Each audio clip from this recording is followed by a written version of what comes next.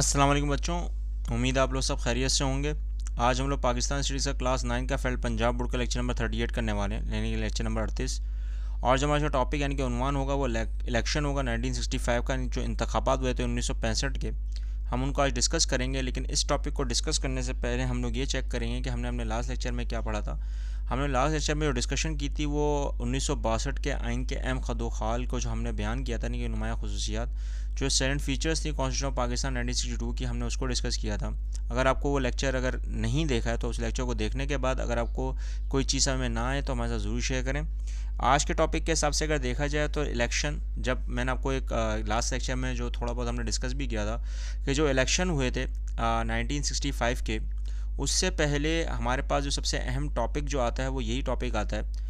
और ये थोड़ा इंटरेस्टिंग इसलिए क्योंकि यहाँ पर इस्लामिक रिपब्लिक ऑफ पाकिस्तान के जो चीफ़ ऑफ आर्मी स्टाफ थे जनरल मोहम्मद अयूब खान, उसके हिसाब से अगर देखा जाए तो बेसिक डेमोक्रेटिक सिस्टम चल रहा था। जो इलेक्शन के हिसाब से 80,000 बेसिक डेमोक्रेटिक मेंबर्स थे, जो 1960 में प्रेसिडेंसी के कंफर्मेशन के बाद बेसिक डेमोक्रेटिक के मेंबर्स बने। अब 1960 में जितने ही मेंबर्स बने थे वो एक्सपायर होने वाले थे, यानी कि ख़त्म होने वाले थे 1965 में।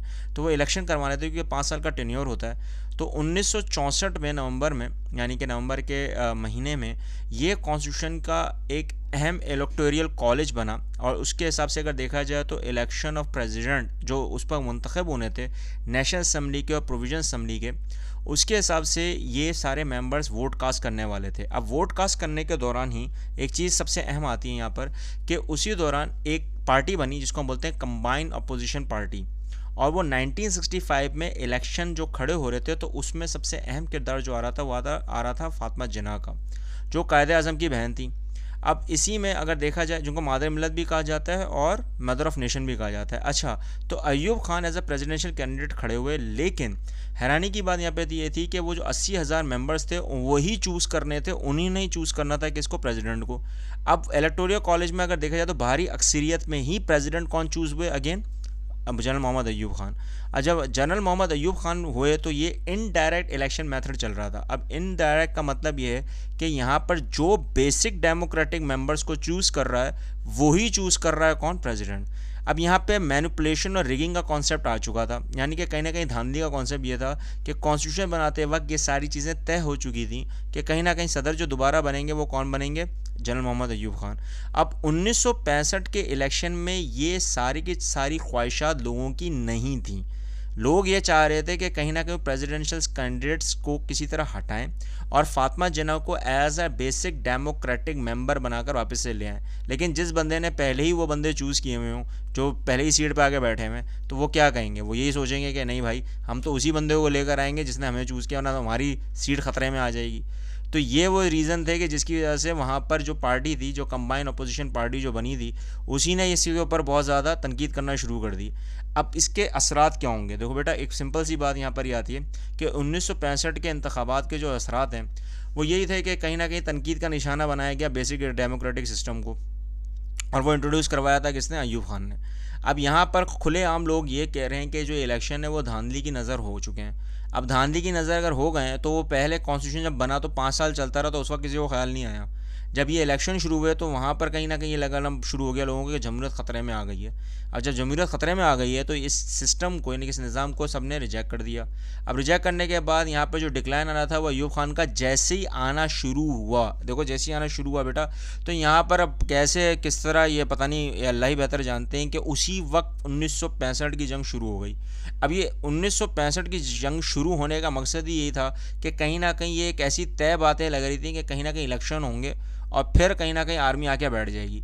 अब यहाँ पर जो अयूब खान का जो फॉल था, यानी कि बिल्कुल ख़त्म होने वाला था, सडनली जब ऑल पार्टीज़ ने ब्लेम करना शुरू किया और इलेक्शंस वाकई में जब लॉन्च हुए और लॉन्च होने के बाद अयूब खान ही बन गए, तो यहाँ पर ये चीज़ आती है कि फिर जंग छेड़ने का क्या मकसद क्या था, क्यों भारत बीच में इन्वॉल्व हो गया।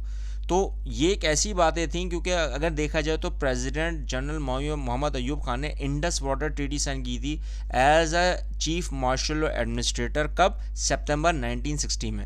जो आपके यहाँ पे इस किताब में लिखा हुआ नहीं है, यहाँ पॉइंट वो लिखा हुआ नहीं है, मैं आपको समझाने की कोशिश कर रहा हूँ। तो वो पानी के तनाज़ात के ऊपर कहीं ना कहीं मैनिपुलेशन शुरू हुई और वही रिस्टोरेशन जो करनी थी इंडिया और पाकिस्तान के दरमियान, वो इस जंग का हिस्सा बन गई। अब वो इस जंग का हिस्सा बनी तो हमारे मुल्क में यानी कि पाकिस्तान में जो डेमोक्रेटिक पार्टियां थीं वो ये सोच रही थी कि अब फिर से अहमियत किसको मिल जाएगी, जनरल मोहम्मद अय्यूब खान को। और यहाँ कैंपेनिंग रोकने के बाद अब पूरा मुल्क जंग में घिरा हुआ है। अब उस जंग से पहले इंडो पाक वॉर जो इसका अगला टॉपिक होगा उसको हम डिस्कस करने से पहले मैं आपको ये बात बताना चाहूँगा कि जो यहाँ पे जमहूरियत का निज़ाम था वो ख़त्म था। अब वो जमहूरियत क्यों ख़त्म थी, क्योंकि फिर अगेन जो इलेक्ट हो गए थे वो कौन इलेक्ट हो गए थे, जनरल मोहम्मद अय्यूब खान। क्योंकि आपको पता है कि पूरे बेसिक डेमोक्रेटिक मेंबर्स ने वोट कास्ट किया था किसके ऊपर, जनरल मोहम्मद अय्यूब खान को, और फातिमा जिन्ना के साथ धांधली हुई। अब यहाँ धांधली के मतलब में ये हुआ कि दूसरा टेन्योर भी यानी कि 5 साल का टेन्योर भी किसके अंडर में चला गया है, जनरल मोहम्मद अय्यूब खान के। तो वो क्या ऐसे अलामात थे कि जब ये आए वापस से एज अ प्रेसिडेंट आए और उसके बाद जब वॉर शुरू हुई इंडो पाक वॉर 1965, तो उस दौरान फिर लोगों ने क्या डिसाइड किया कि क्या होगा, क्योंकि हमें तो ये एहसास था कि कहीं ना कहीं प्रेसिडेंट अब कौन रहेंगे, वक्तन फ़क्तन कौन बनते चले जाएंगे, जनरल मोहम्मद अय्यूब खान। लेकिन हम लोग इस टॉपिक को, इस चीज़ को असल डिस्कस करेंगे इंडो पाक वॉर के बाद, जो हमारा नेक्स्ट टॉपिक होगा। अगर इस टॉपिक में अगर आपको कोई चीज़ समझ में नहीं आई हो तो हमारे साथ ज़रूर शेयर करें, और आपको इसके मुतालिक कुछ ज़्यादा पता है या कुछ ज़्यादा इल्म भी है, रिसर्च है, तो वो भी हमारे साथ ज़रूर शेयर करें कमेंट में। हाँ, अगर आपको इस लेक्चर में कोई चीज़ समझ में नहीं आई हो तो हमारे साथ ज़रूर पूछें। मिलते हैं नेक्स्ट लेक्चर में। अल्लाह हाफ़िज़।